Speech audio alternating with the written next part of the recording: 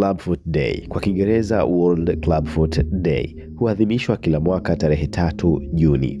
Hii ni siku maalum ya kuongeza uelewa kuhusu clubfoot, hali ya kuzaliwa nayo ambapo mguu au miguu ya mtoto huwa imepinda kuelekea ndani na chini. Lengo kuu la siku hii ni kuelimisha jamii kuhusu clubfoot na jinsi inavyoweza kutibiwa mapema kabisa baada ya mtoto kuzaliwa, lakini pia kuhamasisha upatikanaji wa matibabu hasa katika maeneo yenye huduma duni za afya, kuwatambua na kuwapongeza wahudumu wa afya na mashirika yanayotoa huduma za matibabu kwa watoto wenye clubfoot, na hatimaye kuwaunga mkono watoto na familia wanaoishi na hali hii au waliopitia matibabu yake. Kwa nini sasa iwe ni tarehe 3 Juni? Tarehe hii imechaguliwa kwa heshima ya Dr. Ignacio Ponseti, daktari kutoka Uhispania aliyebuni Ponseti Method, njia salama ya gharama nafuu na yenye mafanikio makubwa ya kutibu clubfoot bila upasuaji mkubwa. Dr. Ponseti alizaliwa tarehe 3 Juni 1914. Katika nchi nyingi siku hii huadhimisha kwa semina na warsha, kutoa huduma bure za uchunguzi wa clubfoot, kampeni za mitandaoni kwa kutumia alama kama World Clubfoot Day, lakini vile ushuhuda kutoka kwa watoto waliotibiwa na familia zao.